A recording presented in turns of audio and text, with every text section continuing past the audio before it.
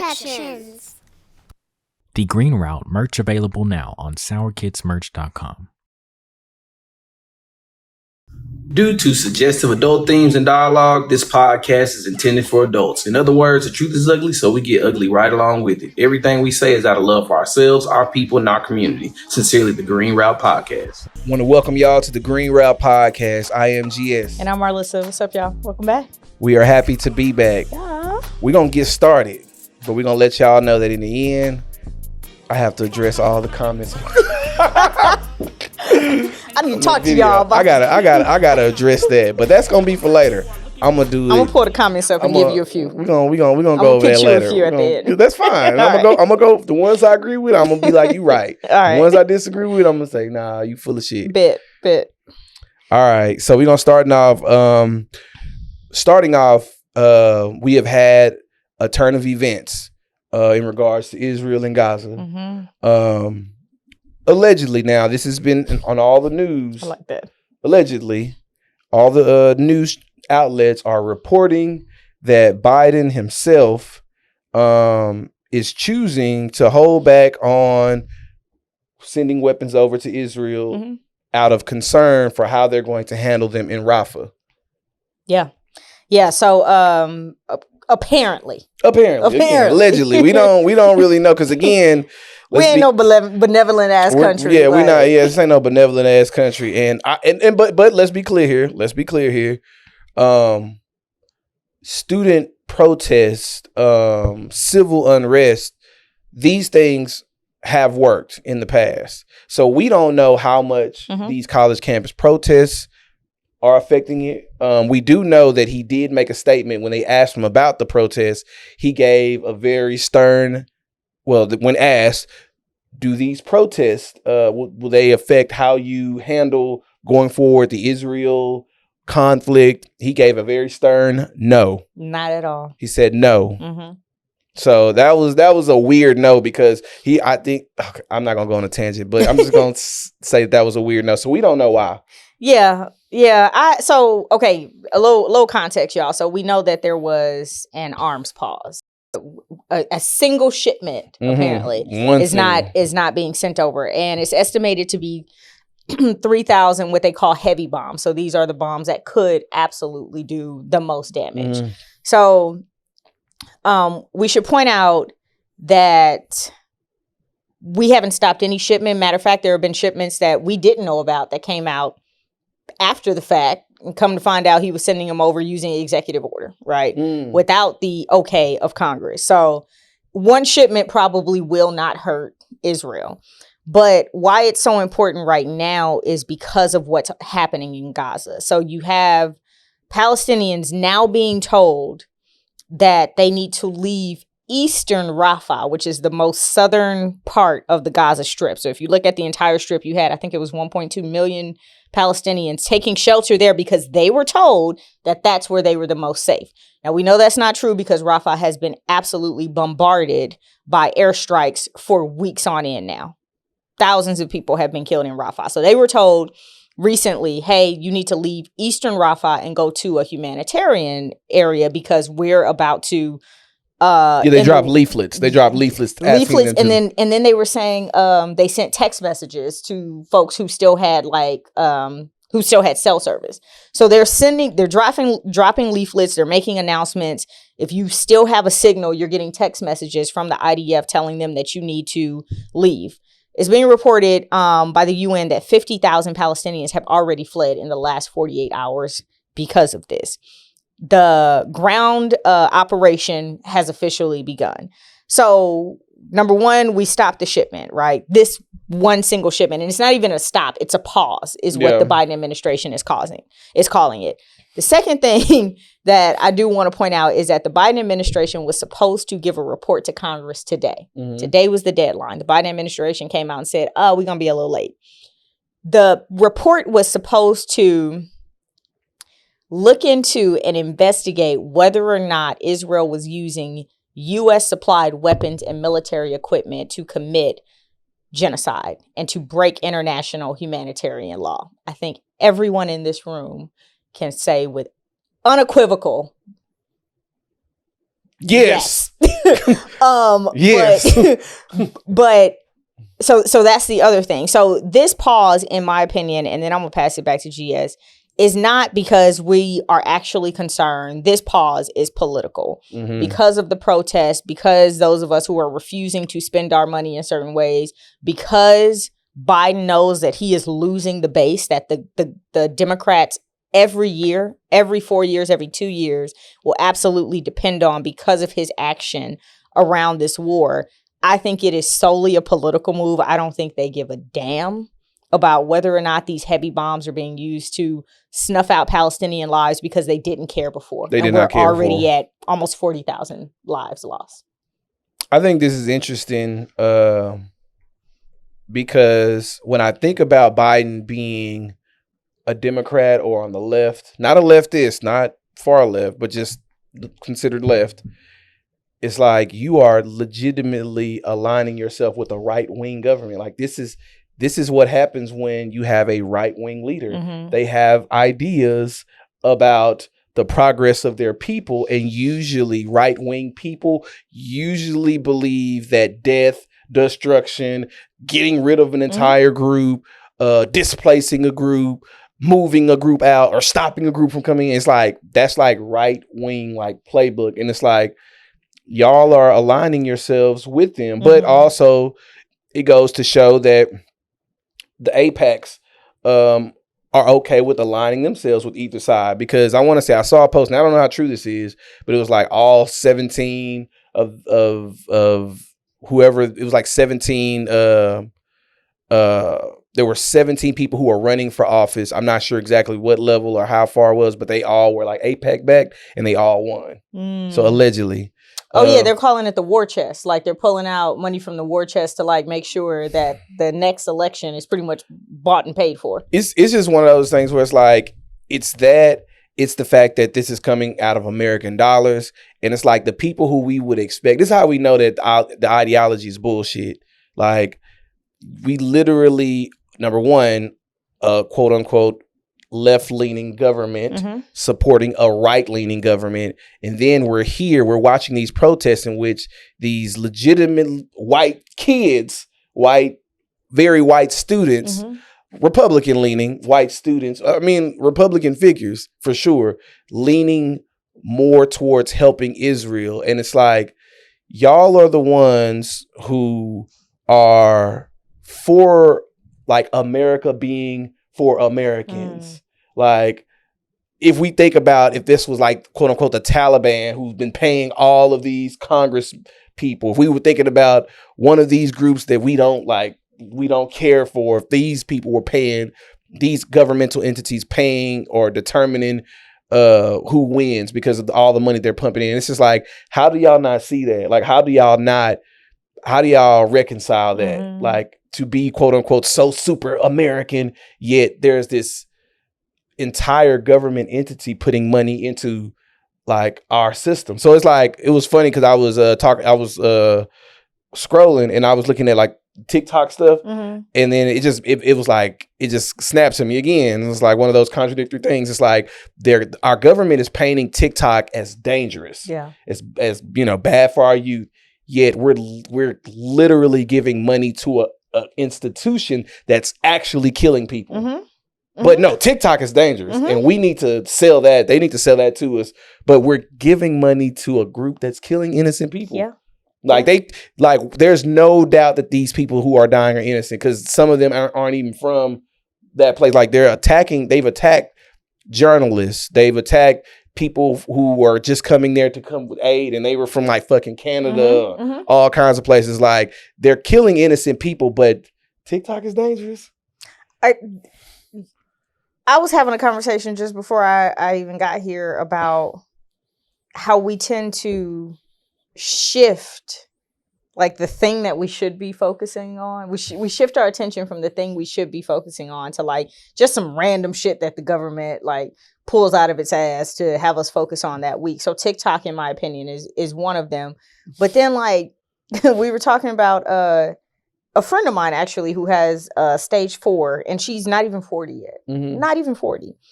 And I remember thinking like, of all of the things we could be doing with our time and effort and money in this country, including making it so that we eat actual food and so that we don't breathe toxins all day and so that our stress levels are not so high, so that people who are not even 40 are not developing stage 4 cancer.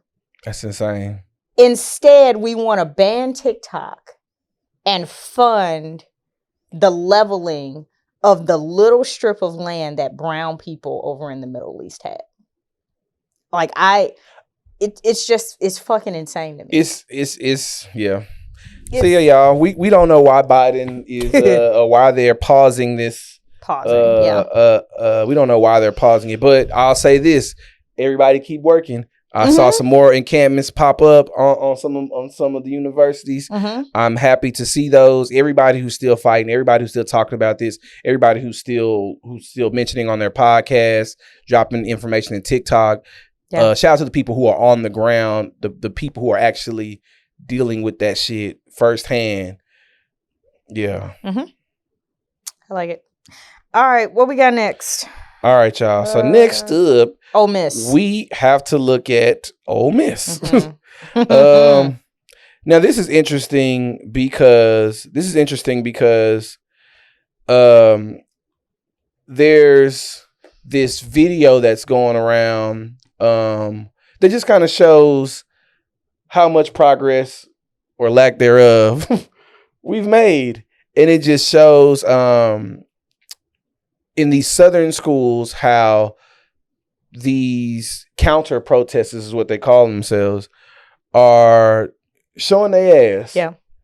And one of the conclusions that I came to was this: if you are showing up just to antagonize people who are expressing their American right, their human right as American citizens to peacefully protest, doesn't that not make you the communist?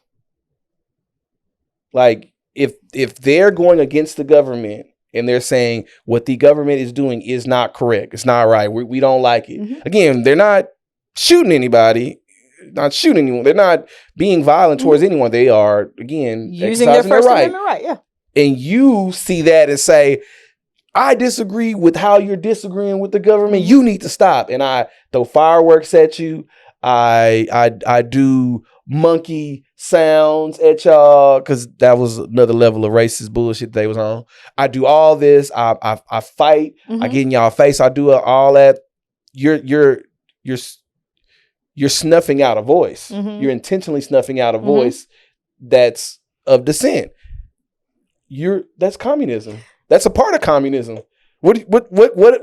How can y'all know so much about this shit but yet participate in it? That's what I see happening. They know nothing but what they've been told communism or socialism or any of those isms are.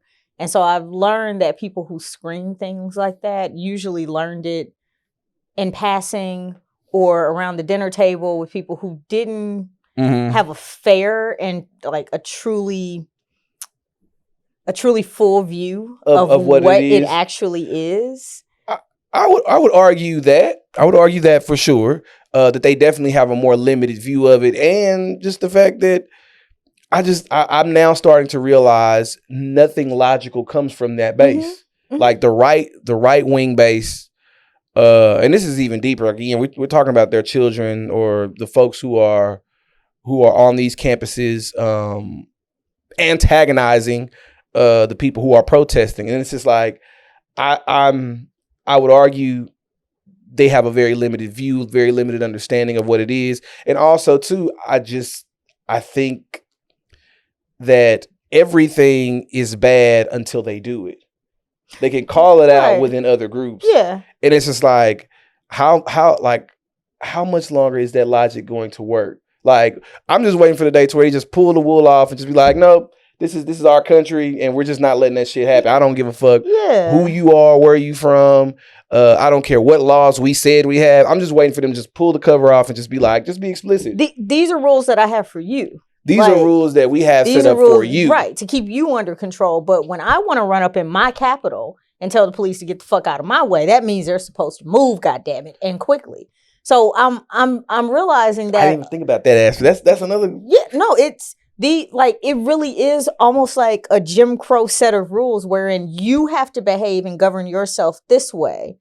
But when I want to dissent against something that, I believe was unfair to me, I think we won the election, and I'm going to go to the Capitol and let them know that we're not going to certify this election, and the police should move the hell out of my way because I have every right to tear up this building if I want. My taxes pay this. That's it. Even though we're talking to students who tuition paid. There you go. These are public universities. These are public universities. Let's be clear. A lot of these are public universities. But for whatever reason, because you pay taxes, you can destroy this shit. That's it. So yeah, I mean, I think, and what I'm trying to figure out, and I keep going back to the point you made a few weeks ago. I swear to God, it was brilliant. I don't know if the crazy causes the racism or if the racism causes the crazy. Because underneath it really is just white supremacy. Underneath it is white supremacy. Like that is the base of it all. Well, some people will argue that is a part of the sickness. Mm-hmm. That is the intellectual mental health crisis that a lot of them are dealing with. But again, it's one of those things to where it's like if your environment is set up to where you can function that way, then you don't really see it as an illness. Yeah. Like you're in a bubble. Yeah, you're in a bubble. Like you can totally be a schizophrenic sociopath. But everyone around you is. So it's normal. It's normal. Like we're all just like, yeah, it makes sense that all these brown people are dying and these are our bombs that are being sent to them. It's okay because you know what? At least we're getting paid for it. And that's what I'm saying. Like that shit don't even make sense. I had a classmate from SMU post, and I've decided just not to respond to him anymore because baby, I was ready to roll up to his house a couple times. But I had a classmate from SMU post a meme that said, how dare you cry now because you're sucking at a war that you started? Okay.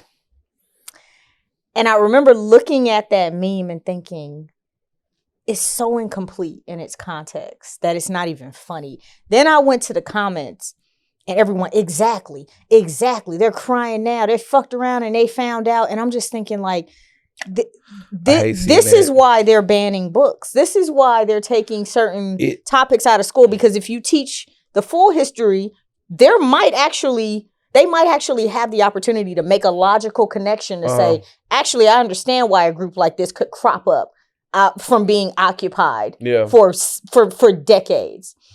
But if you don't teach that, then you really do just have these people walking around with incomplete history, which leads to incomplete logic and incomplete thoughts. Right.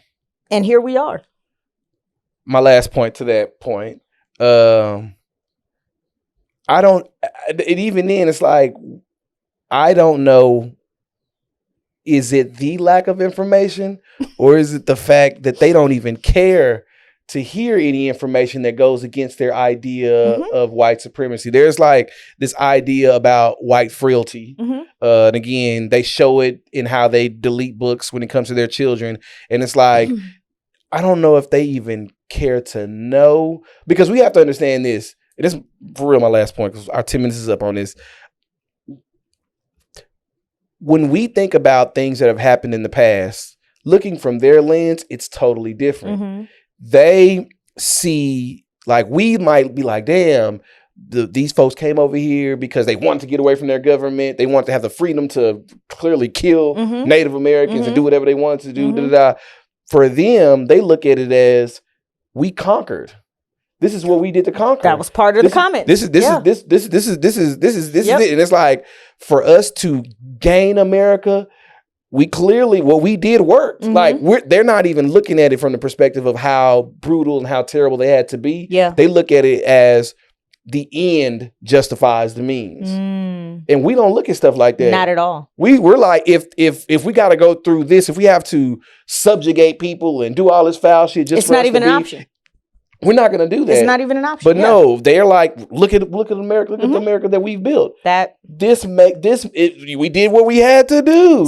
Someone joked in the comments of that same meme and was like, go ask the Native Americans how it works. And I was like, wow. So I'm saying that we're dealing with people who don't even, who in my opinion, who are not, they're not human. They're not humane. Because again, is like there's no amount of money you can pay me for me to continue to keep sending bombs that are being dropped on innocent folks who are in tents. Mm-hmm.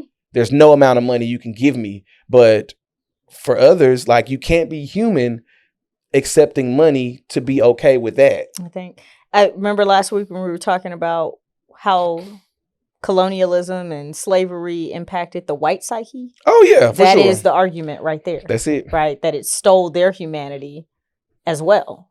The same way they stripped us of ours to treat us like animals, their actual humanity was stripped. Yeah. And so, yeah, I mean, the other thing I want to point out, as you were talking about, like, do they even want to know? I think we need to add a subcategory to your logic, wherein does the ignorance cause the white supremacy, or does the white supremacy cause the ignorance? Like, I don't know if they remain ignorant on purpose to keep their supremacy, like, tacked up. I'm gonna be honest. I would absolutely argue that it's more of the ones in power realize for them to maintain power, they have to keep every generation behind them ignorant. You gotta keep they them have silly. To actively just keep things a certain way for them to remain in power. So the ignorance is gonna. So I'm gonna argue. So if I'm gonna choose one out of it, okay, I'm going to say the ignorance part, because I wanna maybe and I might be too maybe I might be too romantic in my thinking, but I do think that if more non-people of color were educated or better educated, I think we would live in a better society. I think we would. I'm going to agree, because I see what's happening with Gen Z and Gen Alpha, and because they've been exposed to more diverse settings and thoughts TikTok. and ideas. Yeah, exactly. To TikTok, yes. I think you're 100% right. So, okay. All right, sorry, y'all. We went over. Next one. So, next one. All right, y'all. The end of an era. Okay. So we won't even be long on this one. We're not going to even be long. But actually, before we start, I don't know how to work my Apple Watch. What? So I need to know, how do I silence it? What do I do to make it? Y'all hit it. Put it in the comments. Sorry, y'all. Because I got a Garmin. I'm not sure. I'm gonna be honest with y'all. I keep forgetting how to get to the page to Is where there I an can. app or something on your phone? I thought it was like a pull down menu to where you can just. Okay, there I found it. Who yes, texting I found us, it. first of all, that much? I found it. I found it, y'all. It's pulled from the bottom. Sorry. Okay, all right, I'm sounding like an older man. I'm sounding like I don't know how to work. I don't know how you work this damn Apple Watch. I need a new watch. Apple Watch. All right, y'all. So, for the next topic, I thought this would be something light. Matter of fact, we're not going to go light now. Let's do the ceasefire breakdown. Okay. And then we'll go to our last two topics will be light. So right now, the ceasefire breakdown, this is what has occurred. Hamas has put forth their terms, and one of them being, we will release all of the hostages if the fighting stops. Y'all stop dropping bombs. Y'all just stop doing that. Stop it completely. Just stop shooting. Stop burying our people in the hospitals. Al Shifa Hospital, they just discovered, I want to say 50 bodies where they were beheaded. Yes. It's just some more foul shit. Just some more real foul, egregious shit. And Hamas just said, hey, we'll give you all the hostages we have. Just stop bombing. Just stop shooting. And I want to say the response has been from Israel a resounding no. Yeah. Okay. So you remember the game Telephone? That's kind of how it all broke down. So you had the United States, Egypt, Qatar, and the UN sitting at the table. They start penning this document, this ceasefire document, right? Everybody was like, this is looking good. This is great. So apparently they send it to Israel. Israel looks at it and was like, yeah, we can get with this. But of course, Hamas also has to agree. So then they give it to Hamas, and Hamas was like, hold on, wait. Well, there's some things in here that we need to underline, red line, circle. This needs to be this, blah, blah, blah. But that, in my opinion, is how negotiations go, right? So I don't know if Hamas officials were under some type of understanding or belief that the deal that they were giving back was set in stone. But after they had like changed a few things, they were like, cool, we can agree with this.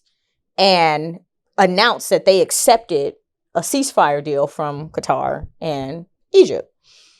Well, and this is all alleged, y'all, because we actually do not know what the original document looked like. We only know what the one that Hamas agreed to looked like.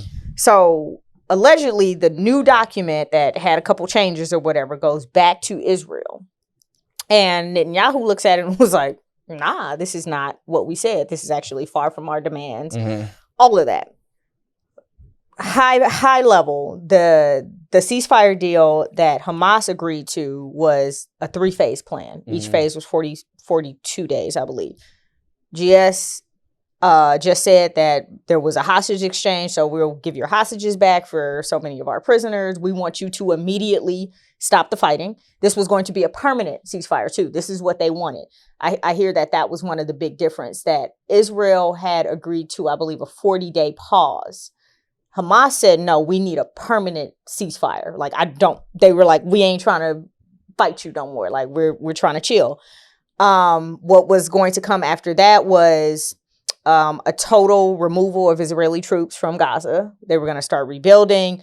One of the first things in the first phase too was opening of the humanitarian corridors to start pouring aid into Gaza. So that was one thing that Hamas wanted.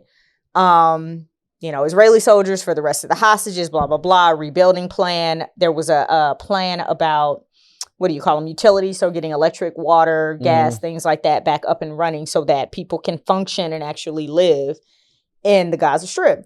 So Netanyahu was like, nah, not only is it a no, but also we're going to push ahead with our ground offensive. And long story short, because neither of them had a delegate at the table at the same time while all of these drafts were being done, it didn't go through. And I'm going to say this, and this is going to be a very fair point that I'm going to make regardless of what side you are sitting on. Israel, several times now, has failed to send a delegate to negotiation talks. And because of that, ceasefire talks have continued to break down. I don't think I would be crazy to say that Israel does not want a ceasefire, that they want the complete destruction of Gaza so that they can rebuild their expensive ass condos on waterfront property. And hence why Rafah is literally being torn apart right now. The one place that was supposed to be safe for these people. Well, I was going to say one thing from watching like all of this. I never, like, you know how you hear people say, oh, he's arguing in bad faith. I now get it. It makes so much sense because this is exactly what this is. They are having a conversation in bad faith. They don't actually want to fix it. Yeah. There's no real perspective that lines up both or beneficial for both or even 60-40. It's Israel's way or the highway, and they have the guns to back it up. So what this has shown is that when you do have that behind you, then you're just not gonna, when you're dealing with a right-wing government, you're not inclined to actually give anything. Yeah. Again, I don't care who's behind you or whether you're doing it because a book told you that this is your land, whatever the case may be. If you are on the right side, the far right side, you're for destruction. You're for death. You actually are okay with it. I've never seen a right wing government that actually wanted to look after all the people or wanted to handle their conflicts without violence. From what I've seen is when they have the power, they will use it. Yeah. It's one of those things where it's like, it makes sense. It makes sense why it's not working because they don't want it to work.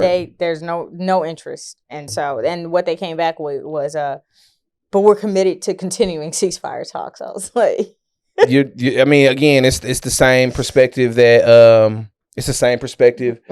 Biden, that they're taking a more secondary seat to this because they're saying, while Israel is saying that we are committed to ceasefire talks and not even sending anyone to the table, meanwhile, we have the American government that's saying that we're going to do things according to how Israel, when Israel accepts it, we're going to support Israel on it. And Israel's not even really doing anything to make it work. But America, again, is hiding behind that idea that whenever they come to a conclusion, we're going to support it. How can you really come to a conclusion when one side is clearly not even putting in the work to make it happen?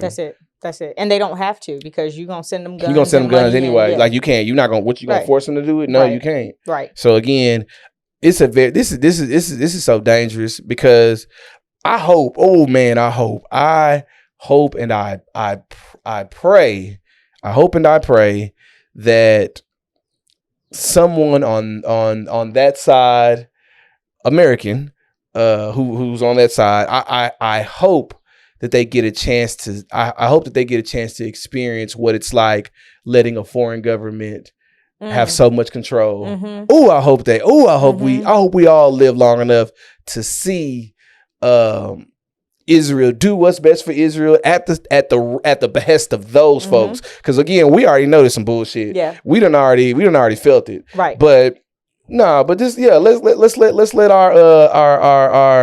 our real white, not the Ben Shapiro's, not the ones who are quote unquote Jewish, but then want to argue for American rights, but at the same time be totally for Israel, spending all kinds of fucking money to make whatever they want to make happen. Yeah. Like, no, I'm talking about the good old Alabama boys. I can't wait until y'all experience the thing that y'all, and I guarantee when y'all realize, damn, we really got our leaders supporting our AIPAC is really behind our leaders. When y'all, I hope and pray that when y'all do realize that y'all that what they're paying means more to them than you all do. I hope it's gonna be too late. That's real. Nick, I can't wait to see it. I just want to see the egg on their face. I want to see the Confederate flags on their hats when they walk up, and come to find out their leaders who are paid for by AIPAC is not going to give them what they want, because Israel will say, don't give it to them. Are you Jewish? Are you Jewish? You can't vote. You cannot vote. Oh yeah, I can't wait until they exercise that muscle against them. Yeah. Can I point out real quick, Piers Morgan, who is always problematic.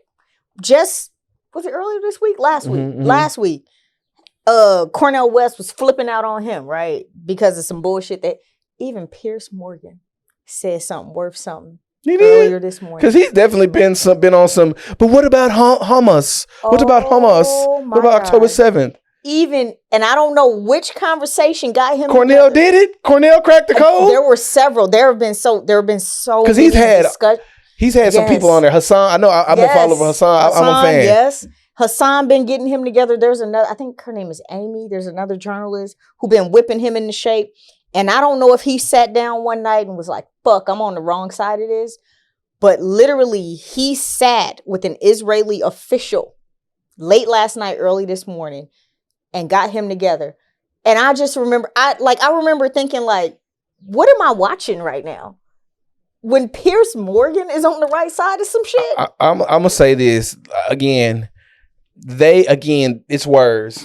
It's words. So I think that the writings are on the wall. I think that if you give a person enough time to think about their legacy, that's what they have to think about. No, we're not giving Piers Morgan time to think about the people who have died, the kids who have been killed. No. You give them space and time to think about their legacy. What are people going to think about you after this is over? Where you stood. Where you're in this journalism field. Again, now you're commenting on an entire governmental institution that has been responsible for the deaths of your colleagues. Directly for your colleagues. And remember, Cornel West pointed that out. He was like, you a journalist. Journalists are being murdered. The most journalists what are we talking about? In recent history are dying or have been killed. I'm not saying Piers Morgan did it because his heart changed and the Lord touched his heart and laid it on his heart to be on the right side of things. But I am saying that this man, who I know people who are far right, hardlining right, listen to him and his words. And I remember thinking this morning, I was like, okay, even if it's not in your heart, Where's my conspiracy cap? Let me. It's on the way, by the way. Conspiracy cap. Let me put my conspiracy cap on real quick. Again, this is a conspiracy, meaning that I don't know all the full details. I'm just looking at the outside and I'm just drawing conclusions. My conclusions could be wrong. My conclusions could be right. We don't know. It's again what I feel.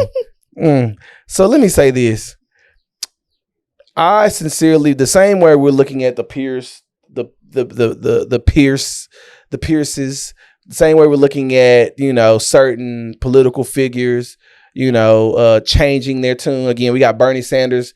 Finally, he still ain't called it a genocide, I don't think yet, but he's coming out and you said Bernie, yeah, and being a little more vocal.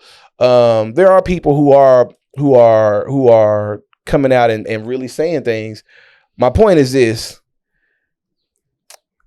Do we think, conspiracy hat, do we think that, what would happen first? Actually, that's really the question. What would happen first? Would we turn our backs on Israel and let whatever happens to them? Or would Israel turn its back on America and use its resources to get what it needs to get to support itself? My thing is, these countries, these leaders, if we go back in history, go back in time, America, the Americas, all of these countries have had histories of backstabbing each other, breaking peace treaties with groups, disaligning themselves with certain powers, and in some instances, damn right going against them. So my thing is, for us to be so close to Israel, is this the group we really want to be close to in that sense? Like, if we see that what kind of carnage, what they're willing to inflict, like, is this like, you see what I'm saying? Like, if you're gonna be connected with somebody, in my mind, I'm looking at them like, damn, like, am I that? Well, let me give you how I think. I'm the kind of person where if I see you doing like really savage shit, don't get me wrong, if you my boy, if you my dog, if you my partner, you my da-da-da-da, I'm gonna be like, damn, that's kind of fucked up. But eventually it's gonna creep into my mind that you could do this to me. You could do this shit to me. I don't know which direction it could go in.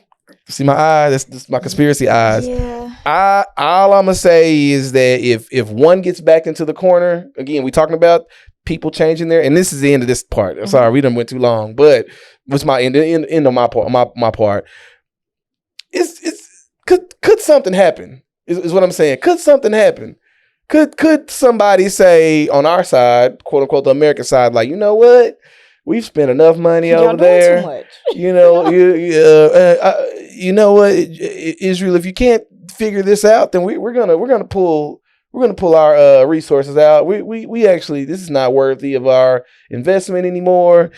We have other things that we need to focus on, or what you're doing has caused more disarray here in our money. Because again, we know that they're not gonna like not fuck with Israel because it's the moral thing. Like, they're not gonna disconnect from Israel for that. They would disconnect from Israel if it was about some bread, if it was about some money. Yep. If the right Americans was like, you know what? We know this, which is why you have those anti-divest and sanction laws in this country. We knew it was always about the money. We knew. So I'm just saying, or the other side of it. I was about to say, there's the other side. The other side of it, Israel could be like, you know what? America isn't helping us like they used to. America isn't really for us. Like we have people in high up places in America, and we could fold America because we're over their media. We're already in their good. Like, we could, again, they won't outright be like, oh, America, we gonna fuck y'all shit up. No. If Israel really felt like America is not the ally they need them to be, and realize that it would be to their detriment if America continued to do whatever it was doing, who's to say that Israel wouldn't turn and do whatever it needs to do to, again, fold America for its own benefit? And what I fear, if that comes to fruition, right, is America sees it like, wait, Israel just turned their backs on us. They said they ain't fucking with us no more. We have all of these Jewish people in high places. What I fear is America's panic. And we start throwing people No, you know what? The Salem witch trials, all of these, again, the Red Scare. I mean, we had internment camps right here, y'all. You are absolutely right. We had internment camps for the Japanese right here. So yeah, if either or, it ends badly. Now, what I don't think Israel is bold enough to do is attack America. No. But I could see it being some chess shit. It wouldn't be. It wouldn't be no outright shit. It would be something. It'd be like if y'all stop supporting us and let's say we believe America's if we lost control, quote unquote. If let's say APAC gets kicked out of Washington. Let's say somebody just comes in with this radical idea of saying like, hey guys, maybe we shouldn't allow foreign entities to influence our elections. Yeah. We shouldn't allow people. We shouldn't give that kind of freedom to foreign governments to pour so much into ours, and we just have to stop that. I think it's better. Our decision making is better when there's no conflict of interest, which would make fucking sense. That seems great to me. Yeah. Like if someone makes that decision, and then again, there's going to be backlash. Again, what kind of backlash? Again, we already see that they are willing to bomb and kill innocent people. Who's to say what they would not do to us if they saw us as an enemy to them? Yeah, man. And vice versa. Sorry, conspiracy hat off. No, that's a great thing conspiracy to ponder. Hat off. That's you never know. Great thing to ponder. I mean it. All right, let's get through what we got next. End of an era. All right, we ain't gonna be here for too long. We're not gonna be here for too long, but I do want to point this out, y'all. It is. It's the end of an era. Like it's coming down to it, and I'm pointing out. It was an ESPN article that came out that talked about how there's so many young teams that are in the playoffs that are doing really well, but also at the same time the people who came from our era, the KD, Steph not even making the playoffs, LeBron out, like the people who were in a sense running shit when we. Were in our younger days, the ones who we came up watching, and they're now we got this new breed of athletes, SGA, Ant-Man, from the Timberwolves, killing shit. Yeah. It's a different breed out here. So are we getting? We getting old. Yeah. No, it's funny because we watched the shift to our era, right? Like we watched that happen. We watched Allen Iverson, the Kevin Garnett's. Like we watched them, we watched them at their highest, and then we watched Jordan. The new breed. We saw old enough to see game. Jordan. Like seriously, Jordan play the windmill dunk. I will never forget it. I'll never forget. I'll never forget when Chicago played the Mavericks. It was when I had to have been like 8 or 9 years old, and I remember that it was a game that we won, and we had one of the worst records in the league, and we played and we beat Jordan. It was a home game for us. The city probably went crazy. The city went crazy. It was the front page of the Dallas Morning News. Yep. Us winning. Yeah. Beating Jordan, and they were like defending champs type shit. They had Phil Jackson over there killing the game. That's what I'm saying. So we watched that. That's the thing. We watched the people who are part of our era phase out their predecessors, right? And I feel like I'm one of the luckiest people in the timing we were born, not only for like technology reasons, but because we got to see just some amazing shit, including Jordan at his height, KD at his height, Iverson at his height. And then we got to watch LeBron get drafted in from high school and Kobe come in. And that, I want to say, were they the last ones to come straight out of high school? There were maybe a few after them, but they were that was that feeling. I remember just being like, yo, basketball is insane. And so I actually have no issue with the ones coming after us having their moment. Because we know, God rest his soul, if Kobe was still here, I mean, he's a part of that group as well.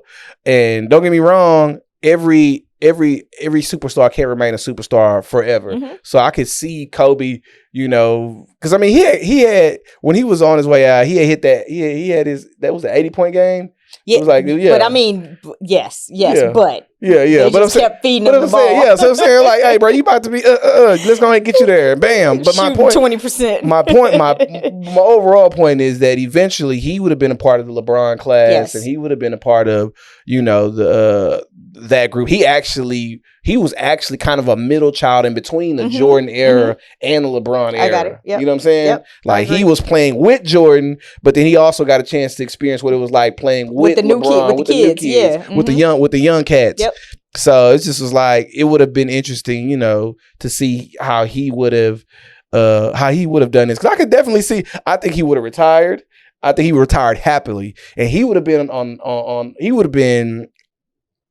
courtside for sure. at the Lakers games, just watching him and G. Like they just would have been there. They just would have been there, just watching. He was coaching his daughter, right? And I'm sure he was doing, some like some workouts with the younger guys, right? Who may want to work out with him or whatever. Like, but yeah, I do think he would have been a great analyst because he was such a student of the game. Yeah. Like I think to watch someone like, a Shaquille O'Neal or a Charles Barkley, like people who genuinely are students of their game. That would have been nice seeing Kobe up there talk that shit, because that would have been hilarious. So yeah, I think he would have been great. But I'm gonna be honest, like I remember when I grew up a hardcore Laker fan, Lakers for sure. And so I remember when I started realizing Kobe was getting old, like when his body was starting to give. And it was just like he just kept having injury after injury. Like the finger injury. He was wearing a face mask, Black Mamba for a while. Like he had a lot going on. And then he even starts saying things like, oh no, I let the kids do that. That's for them young guys. Like his language and his rhetoric started to change. And so I was thinking like Kobe knows like, all right, I've had my time. And it's funny, but it kind of makes you feel like sad when you start thinking about like the end of these eras. Like you hear that kind of verbiage, and you just gotta accept it. But even in our lives, right? Like I'm not out there protesting on college. Now, if I was still in college, would I have been out there 100%? Absolutely. But that's not my value to the world anymore, right? And so that era has ended for me too. The same way that like I kind of outgrew watching every single Laker game because I got other shit to focus on in my life now. So yeah, like I actually appreciate even LeBron saying things like, I know I'm coming to the end of I just want to play with my son one year. Yeah. Like the fact that LeBron knows like that's the last thing on my bucket list. And then did you see his son got pushed to the 2025 draft? Yeah, so looks like so he is going to looks like LeBron gonna be there. LeBron's gonna be there. Legendary. So, I don't care how you feel about him. Yeah, so Bronny apparently got pushed into 2025. Let's go. I don't know if he's going back to USC. He did keep his college eligibility, but he was entering into the transfer portal too. So he may end up somewhere else. But when I saw that, I was like, so that means we have LeBron for at least another year on top of that. And I love it. Don't get me wrong. A part of me wants to be like, oh, that's selfish of LeBron, because you know what I'm saying, son might want to, stay and develop his game, But to be honest with you, when you done put in all these years of work, you know what I'm saying, you done gave them a life that you never had. I feel like I might not like this comment going down like maybe a few months from now, but I'm gonna have to agree. I think it's good that LeBron is exercising his power like that. I think it's a cool thing. I mean, don't get me wrong. Again, this is Bronny kind of taking the hit because this is him kind of going according to his father's will. But at the same time, we all kind of want to see it. Well, I would love to see Bronny. Is it his father's will? Shit, who else? Well, who else matters? No, I'm saying when you say his father's will, like for him to like, it's his father's will because his father wants to play with him. So it's his father. Basically, I'm saying that it's his father's will because maybe we don't know what Bronny actually really wants. I think they want to play together. Like I genuinely think they want to play together versus Bron being like, "Hey man, look, I didn't put work in. I didn't. I got connections. I didn't be." I don't even think it's like that. I wish. Because if that's the case, he could have said, "I need y'all to take him now," but he's staying apparently for another development year, which I'm gonna be honest, I think he needs. Yeah, he's not there yet. He's not. Yeah, because to LeBron. First, let's be clear. LeBron has huge shoes to fill, and it's hard to look at LeBron and his legacy, and then look at his son and be like, "Oh yeah, you're not even giving us the sparks that we got from watching LeBron at the same age. Bronny is absolutely NBA material. He's just, I don't think he was ready just yet. Yeah, I don't think he's ready just yet. I actually thought it was a really nice thing for his team and potentially his father to be like, nah, give one more year. But his little brother, have you been watching Bryce, baby? He nice too. That's a bad man. So this is probably where me and Mel disagree on. I think it's more solely based on LeBron himself and what he feels like this is, for his legacy. And he's a Capricorn too, so I'm just more inclined for him to think that he's thinking about his name. But Mel believes that they both want to do this. It's something they both want to do. If I was great and my sister played and she was that much older than me or whatever, I would want to play with my sister. And it's not necessarily about for me, it's not necessarily about, oh, she wants me to come and solidify her legacy. I just think it's actually dope as fuck for both of us to be out there at that level at the same time. Because I don't know if have we ever seen that in the NBA? I don't think so. Two generations playing. I'm pretty sure it's happened maybe once, maybe twice, but I don't know. Okay. I think that's part of it too. I think it's just a great closing story for the James family. Hey, you know what? Part of the James legacy. Solidify your name. I ain't mad at it.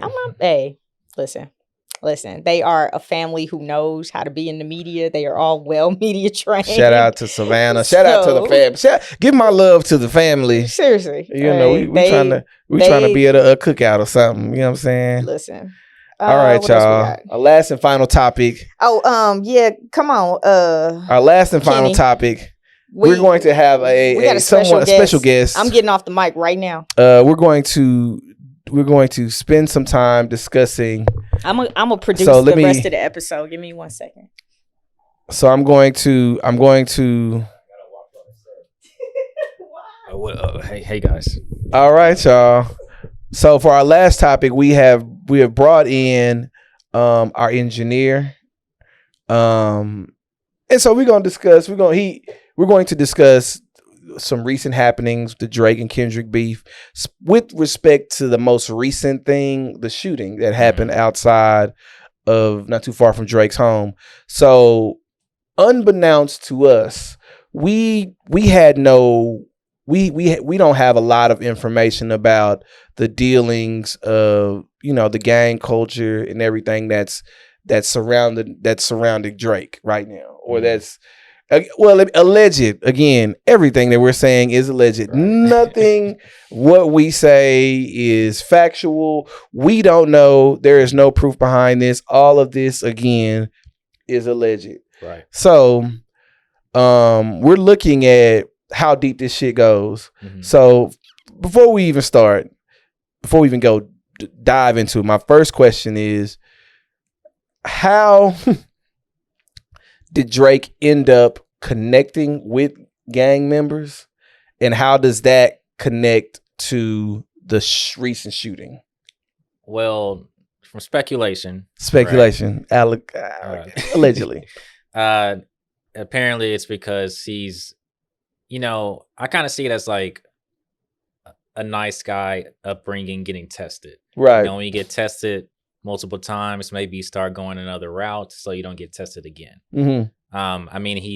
When he got signed, he immediately got into the industry and was affiliated with, Lil Wayne and all these other members who were affiliated with other gangs. Mm-hmm. So I think it's just natural that he would be surrounded by gangs. I think a lot of artists are, naturally surrounded by gangs, no matter what they're saying in their music.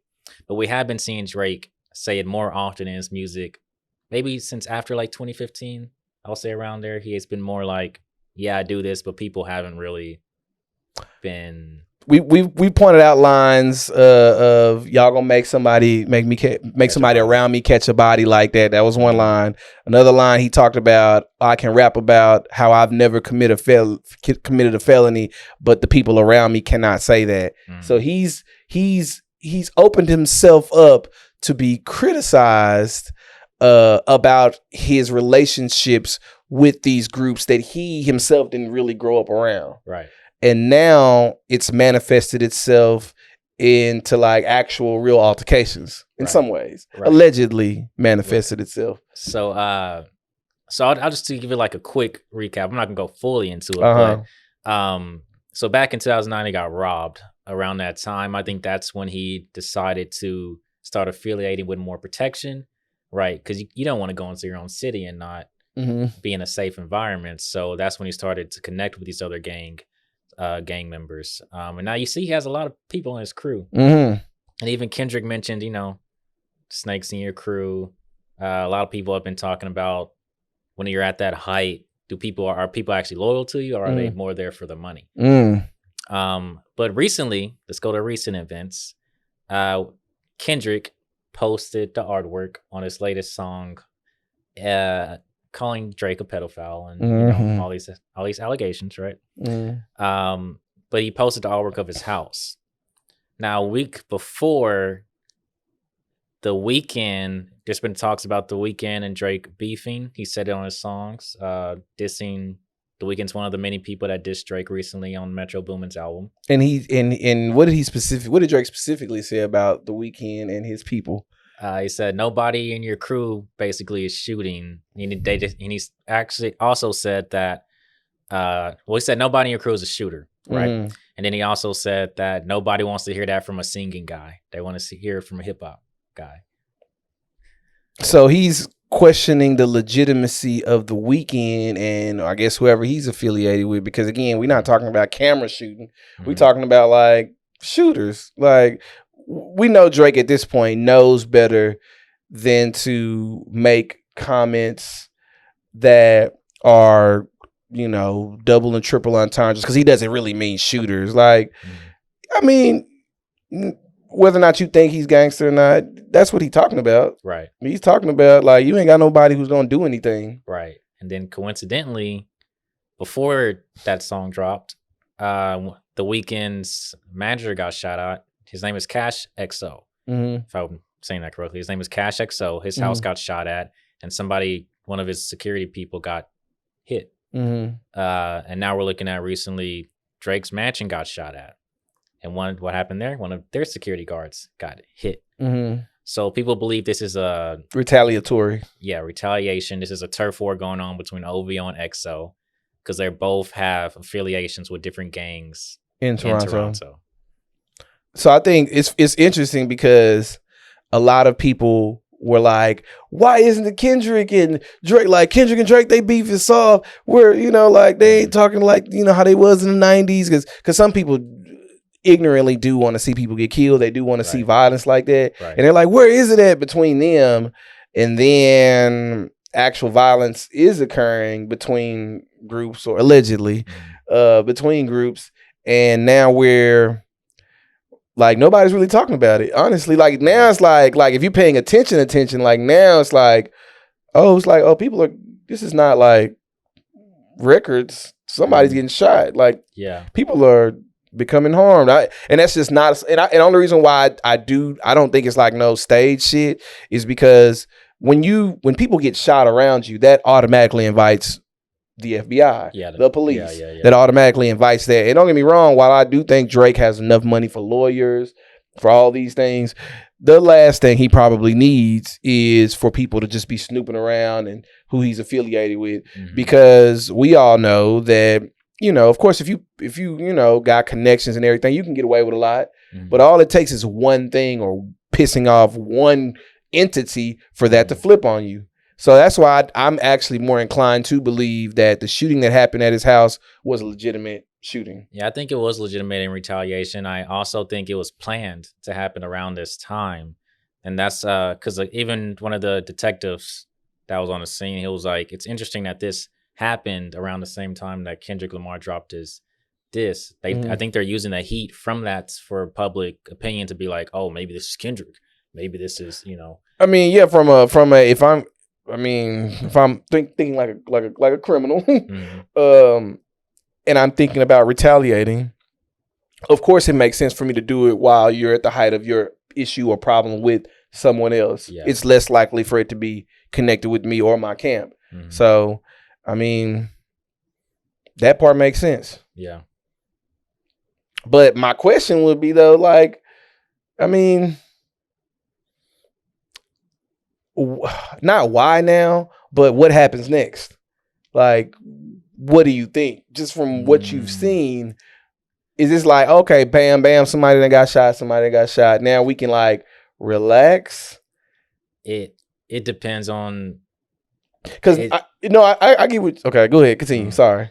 I think it depends on, like we were talking before off camera. It depends on how they do things over there. Yeah. You know, because maybe it's a trade for trade, and it's like, all right, let's talk. Let's, you know, yeah. Let's. And I've always believed, and this is maybe some Godfather shit. You know, sometimes you have to have these out open beefs because, you know, they clears the bad blood, clears the tension.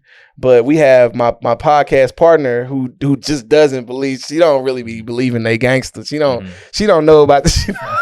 She's like, Toronto G's? I don't know. I'm trying to say that they, you know, they gangsters everywhere. Yeah. You know, G's everywhere. People who are, you know, in their life. But it is interesting. Yeah, how these things play out. And I think that with Drake, him aligning himself with certain individuals, I can't think of that rapper name, but the one who was a part of, you know, the group that he was connected with, and how someone was shot, and then how Drake took that same person on tour. Yeah. And I don't remember what's that artist's name? I can't remember. He's a Toronto artist, but I can't remember specifically either. But I remember like his hairstyle. Yeah, he dated Coi Leray. So, yeah, it's just it's some Toronto things, you know. That's my best. You know what I'm saying? But I just think this is not familiar territory for Drake. I don't think he needs to be involved in this. I think that if something were to happen, just like Diddy did Shine, no disrespect, but you know, if they end up in that predicament to where, you know, stuff really happens, do I think Drake is gonna be quiet and, you know what I'm saying, keep, you know what I'm saying, I ain't saying nothing, I ain't no snitching, ain't no da-da-da. Hell fucking no. You see, that's one of the allegations that Kendrick's already said. He thought that Drake snitched before when he got robbed before, so he's trying to, you know, line that up. But Drake said he doesn't snitch. He even has a song called No Snitching. So we gotta see the. Oh well, yeah, you're right. Drake did say, well, if I was a snitch, 1090 Jake with the paperwork, and it's like, maybe, you know, I don't know. That's valid. Drake, you know, if it ain't no paperwork, you know, maybe Drake won't say nothing. Maybe he ain't never said nothing. I don't know. So what else? So my last question. So do you feel like after this now, because I think, you know, I already stated that I don't think Drake wants real violence, or especially not around his house. I don't think that's what he wants. Do you think that Drake will be the type to say, you know what, even if he does a backdoor deal, even if it's a conversation that's off the screens, do you think he's gonna like be like on some, you know what, this is, and I'm not sure, I wouldn't call you a fan. You consider yourself a fan of Drake? Or yeah, okay, so I am too, to a certain extent. You know what I'm saying? Do we think that as a result of, you know, things getting a little heated, a little spicy, is he going to be like, you know what, the cooler heads need to prevail, or is he just gonna take this and elevate it? My perspective, I think he's going to chill, because again, all this stuff that's happening with Kendrick, his last response was like, I'm done going back and forth with you. I don't think he wants to have the endurance to keep things like this going. I think he understands as a businessman, like it's not good for him. Yeah, I mean, especially dealing with the beef and then having to deal with like stuff around him personally in the street. I don't think he wants to deal with both. I think you're right where he wants to chill. And I think it's more on really, you know, when you have that many people around you, it's really about keeping them at a level headed, you know, because, you know, a lot of people want to crash back in certain situations. So that's real. Telling them like, hey, let's talk it out. Because it's not just a heat on Drake. You know, if this is becoming more information that's spreading and speculation, and becomes heat on the weekend, right? So people are going to look at him now more, because we were just talking about before, and it's like, oh, the singing guy, you know? Nah, the singing guys, nah. See, that's what I'm saying. Like, I think, you know, I don't care how you get your money. Shit, you can be You know, you can be on some G shit if you want to, or if you are. Some people are actually on that shit. That's just how you make money, like we said. It's perception. Yeah. So I don't know if Weeknd starts singing some gangster shit. I'm gonna support it. Yeah. I mean, right now he's popping. I do miss the old Weeknd for sure. You like more before the pop? Before the pop for sure. Mm-hmm. Oh, before the pop for sure. Montreal is one of my just favorite songs. Period. Mm-hmm. Somebody said he makes or he used to make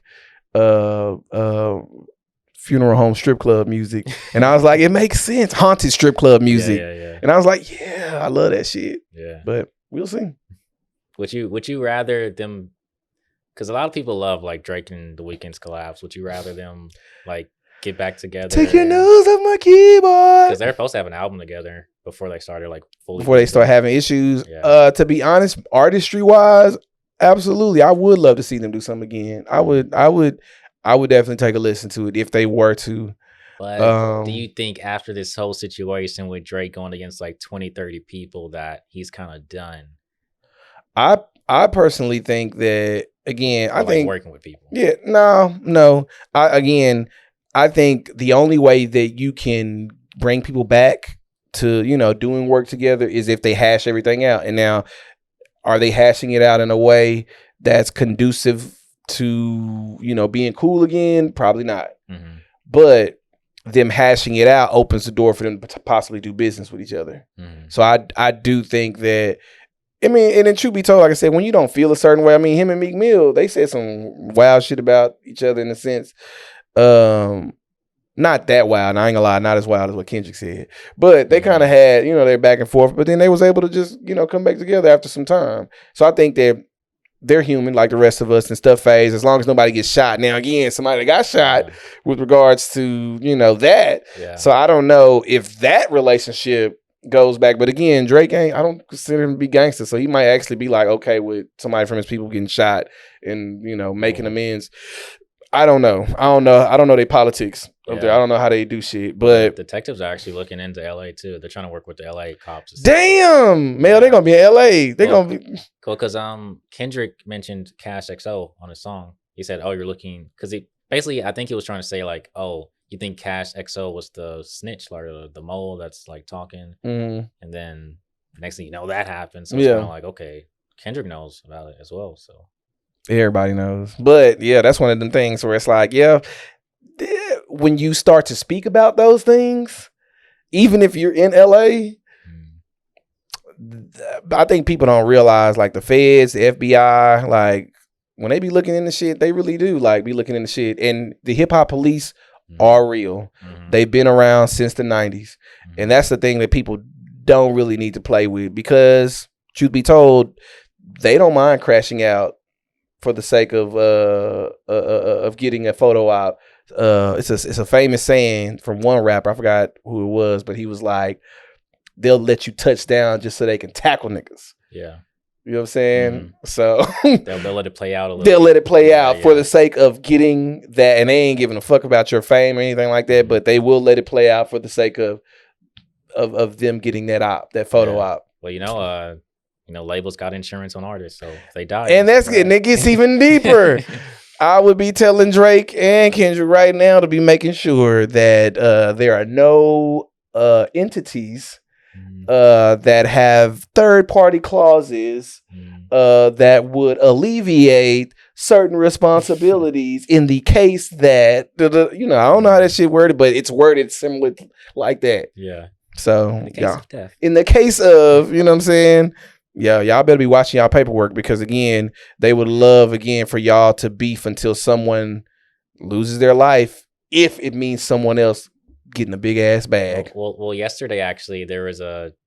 Conspiracy game, let's be clear. This is conspiracy game. But this one was like, so they were trying to say, it went viral, they were trying to say that, UMG, Universal Music Group, who backs Kendrick and Drake, they were trying to have a meeting with Kendrick to say, hey, let's stop this, let's stop saying the pedophilia, let's stop all this, because it's making like our money get messed up. But then they actually came out and said, hey, that's fake. We don't even like want to involve ourselves in beef, because at the end of the day, beef is good for them. Drake and Kendrick on it's charting right now more and more. So like they're not worried about, like you said, like they're not worried about them dying. Like if it happens, then hey, guess what happens after somebody dies? Their music goes up. Music goes up. It's a check. So I don't. Again, the music industry itself has always had these kind of speculatory energies about them. We don't fully know what kind of policies that they have on their artists, because of course all these contracts have clauses in them or have something in them that would protect the company. Right. They have to protect themselves. They have to protect what they've invested. Right. And to the extent to which they're willing to go to protect themselves, we don't know. Or to even benefit, we don't know. So I think that's a very interesting thing. And I think that they're going to choose a winner. In the end, they're going to choose a winner. Universal Music Group is going to choose who they want to be the number one person. And it's going to be the person, again, that gives them the most money. And that's probably why Kendrick might be winning right now, because his streams are so high that they're like, shit. Because I saw a post where it talked about Kendrick's single has gone gold, has like for 2024. It's like the quickest single to go gold in 2024, and maybe like in first, recent like, music history type shit. It's his first like number one debut too, like number one, like because then its other diss tracks are on the charts in the top 5 as well too. So it's up there. So yeah. All right, y'all. Conspiracy G. That was just, we don't know. We're gonna see. Conspiracy Kenny. Hey, we're just gonna let y'all know again. This is speculatory. We don't know who's allegedly connected to who, but it is a very interesting thing that we're gonna be following. So, awesome. So for our last part, pull up them motherfucking comments. Let me just address a few of them real quick. Give me like 2 or 3 of them. You want to switch back? We're going to close this show out because first of all, number one, I love the fact that so many people were engaged with that clip.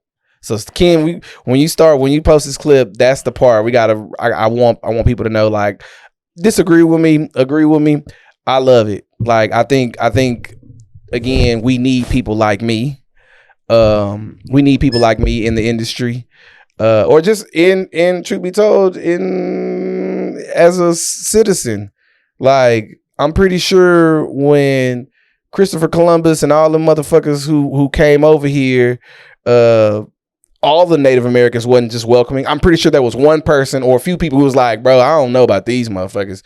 We probably should not be helping them. We probably should not be giving them shit and being so friendly to them. There was probably one person who said it. Where'd he come from? Look at they smell weird. Nah, fuck that. Pretty sure that was one person, but then someone else said, you know what, we're gonna do the right thing, and So I'm telling you that for people like me, we need people like me to question these things. Again, will I ever say that these are facts? No, I won't ever factually say that this situation is a generated distraction. I can't say that factually. Only thing I'm gonna do is just look at the dots and connect them as much as I see fit. So what you see on there, Mel? Give me a few of them. We'll just do 3. I'll just do 3 and that's it. Yeah. So this one kind of encompasses the sentiment of several comments, but it says, y'all are reaching. Can you let hip hop just enjoy this moment? The beef is only attracting the attention of hardcore hip hop fans. I'm not sure that's true. Specifically Drake and Kendrick Lamar fans. Just because you pay attention doesn't mean the whole world is distracted. All right. Can I see? Let me look it up. Let me your phone real quick. Let me see. All right, y'all. So this is my response to Jazz Bass Johnson. Can we let hip hop just enjoy its moment? Absolutely. Hip hop is gonna have its moment no matter whether I'm saying shit or not. Absolutely. But that doesn't automatically mean that it's just happening within a bubble in itself. I'm sorry to bust a lot of y'all's bubbles, but a lot of our heroes, I don't care how much we respect them, and I'm going both sides, Drake and Kendrick.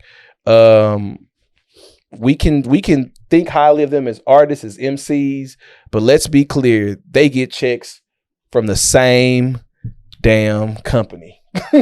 Let's be clear about that. And to automatically believe that, again, it's just hip hop, or it's just this one thing. To automatically think that, to me, questions my intelligence. And there was one more part to that I was gonna say something too. So that's what I'm saying. So yeah, hip hop is gonna have its moment no matter what. Of course we gonna watch, we're gonna pay attention, but that just doesn't automatically discount the fact that they're not working together to manufacture this. It doesn't. Them wanting to have a moment doesn't automatically mean that the manufacturing is impossible. So that's that part. And yeah. The other thing she said is that it was only attracting the attention of hardcore hip hop fans, which I think is utterly fucking ridiculous, because who's not paying attention to this at this point? No, it's not just the hip hop fans. Hardcore hip hop fan. One that got me, does having takes like this make you feel smarter than us peasants simply enjoying the music? That you're part of a small portion of society who have woken up. They put that in quotes, by the way. Let's be clear. Let's be clear about one. Oh, well, hold on. Let me see. What's his name? Bootsy. Okay, Bootsy. Bootsy with a T in there. With a T. Bootsy with a T. Let's be clear here. Nor Mel, I think I can speak for both of us. We're not trying to be elevated or more intelligent or more deeper or y'all sleep. No, we not on none of that shit. We don't think ourselves above anybody. We don't think ourselves below anybody. We just be pointing out shit that comes to our minds in terms of things that we have seen. So my perspective is that if you choose to think about this as just music or as just a battle between two artists, and that's how you want to view it, and that's as far as you want to go with it, ain't nothing wrong with that. I'm not going to think you less intelligent. I'm not going to think you stupid. I'm not going to think none of that. That's just how you want to view it. Just the way I may view it differently. I may view it as something that, I don't know, might just be on some bullshit. Because again, I think it's about politics. I think it's politics. I don't think. I think if you can have, again, if you can have this power over over the two largest artists, hip hop artists right now, if you can have power over them, who's to say you can't edge them to do something or push them a certain direction? Who's to say that you can? You write their fucking checks. That's what I'm saying. Like, and for the sake of us making a lot of money, like, beef is good. I mean, even if it's just for making money, let's say the Universal Music Group, let's say whatever label, whatever media giant is paying them, maybe they just want to make more money. It might not have anything to do with what Israel is doing in Gaza. It might not have nothing to do with it. But to say that it doesn't, again, I can't fully just be like, oh, it just won't. But yeah, to your point, we don't think anybody's a peasant. We don't think anybody like that. We don't think like that about people. We just have our perspective. Hit dog on holler. One more. Last one, y'all. You just have to help me decipher what the fuck this person is talking about. Uh-huh. It says, y'all the reason people think the spiritual movement is corny. How do you believe it's a distraction but don't even know what they are distracting you from? Like, please think about that on your spare time. So the thing about it is, you understand the point? Do I understand the point that they're making? Because I'm lost. Explain it to me. What the fuck this person is saying? I get what they're saying. So y'all the reason people think that the spiritual movement is corny. First of all, I'm gonna be real with you. I'm not thinking about this on no spiritual level. I'm not. I'm thinking about this from a power structure. I think that there is one group that is doing some foul shit to another group, and as a result, there's a base, a voting base here in America that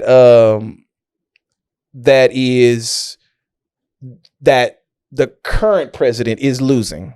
Let's be clear, because that demographic, that 18 to like 20s, that demographic normally, for the most part, votes left, votes Democrat.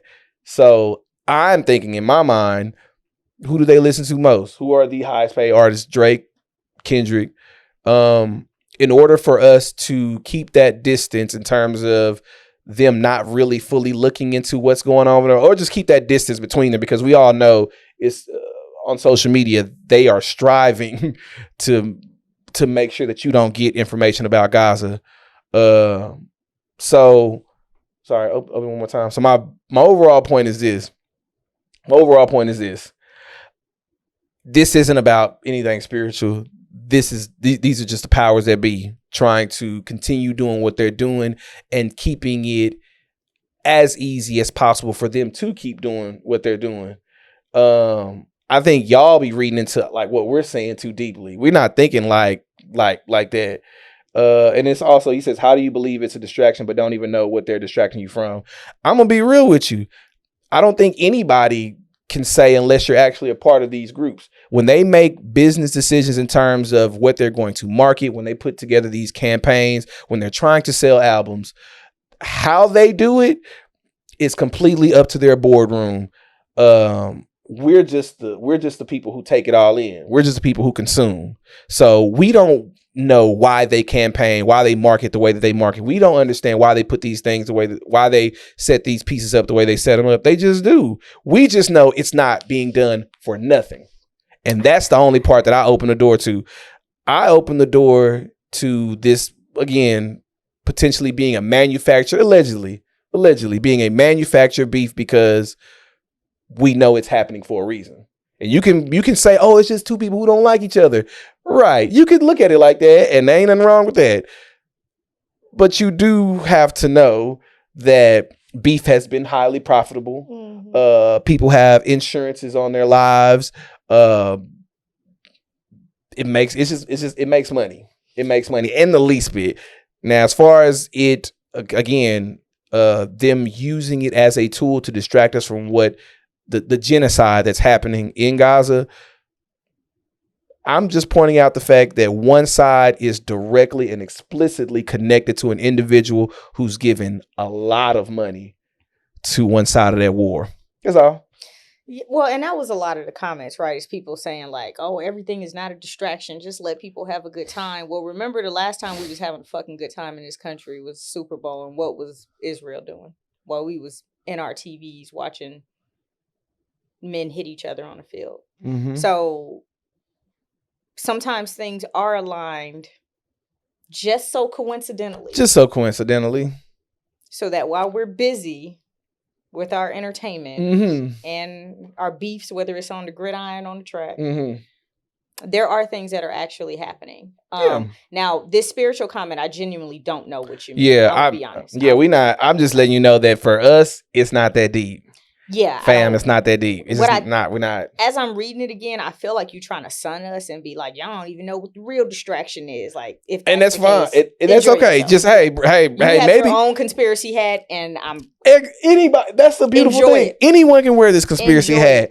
Anybody can wear it. It's just, again, until someone is disproven fully, no one can say anybody is wrong.